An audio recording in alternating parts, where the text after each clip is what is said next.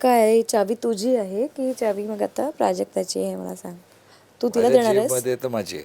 तू तिला देणार आहेस? माहित नाही. तुला काही डील करायचं की बद्दल तो देणार आहेस प्रेमाने मला, कारण मी खरंच तुझ्यावरती विश्वास ठेवलाय.